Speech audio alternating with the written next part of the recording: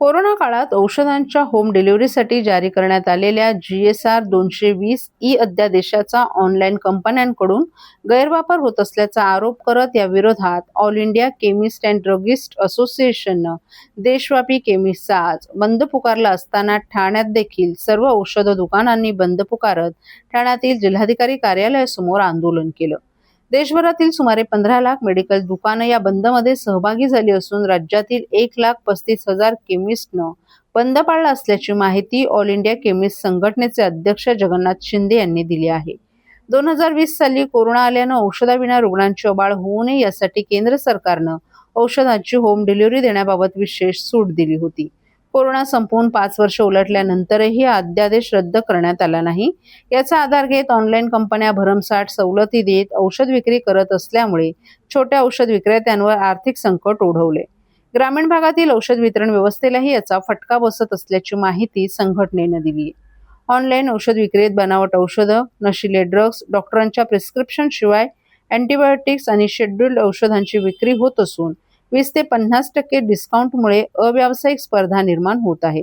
तेव्हा drug price control order 2013 अंतर्गत औषध विक्रेत्यांसाठी निश्चित करण्यात आलेल्या नफ्याच्या मर्यादांमध्ये बदल करावा, तसंच ब्रँड सबस्टिट्यूट औषधं देण्याचा अधिकार औषध विक्रेत्यांना द्यावा अशी मागणी संघटनेनं केली आहे। आज 20 मे बुधवार रोजी देशभरामध्ये सर्व केमिस्ट आणि औषध विक्रेते होलसेल, मग तो जनरल असू दे, सर्जिकल असू दे, फार्मसी असू दे, सगळे बंद आहेत। कशा करता बंद आहेत? Online pharmacy. जसं सुरेशजींनी सांगितलं की कुठलीही औषधं अँटीबायोटिक असू दे किंवा शेड्यूल ड्रग असू दे, मेडिकल टर्मिनेशन ऑफ प्रेग्नन्सीची औषधं असू दे, ही सर्व ऑनलाईन मधनं दिली जातात।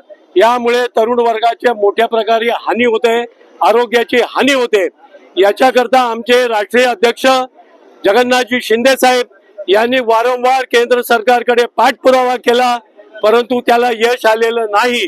त्यामुळे अत्यंत नाईलाजाने आम्ही हा 20 मे बुधवार रोजी देशभरामध्ये जगन्नाथ शिंदे साहेबांच्या आदेशानुसार बंद पुकारलेला आहे। याच्यामध्ये तुम्ही बघताय किती मोठ्या संख्येने होलसेलर आणि रिटेलर सर्व समावेश झालेले आहेत आणि थोड्याच वेळामध्ये आमचे जगन्नाथजी शिंदे साहेब या ठिकाणी स्वतः उपस्थित होणार आहेत। त्यांच्या बरोबर आम्ही जाऊन आमचं जे निवेदन आहे, ज्याची प्रेस कॉपी तुम्हाला दिलेली आहे, ते निवेदन आम्ही कलेक्टर साहेबांना देणार आहोत आणि त्यांना हीच विनंती करणार आहोत की केमिस्ट वाचवा, केमिस्ट वाचला तर देश वाचणार आहे, हे लक्षात ठेवा। आरोग्य वाचेल तुमचं, हे लक्षात ठेवा। तर आरोग्याकरता तुम्ही पण आम्हाला सहकार्य करा आणि खोटी औषधं, बनावट औषधं यांची विक्री बंद झालीच पाहिजे। याकरता आमचं हे आंदोलन आहे, कुठल्याही व्यक्तीच्या विरोधात नाही।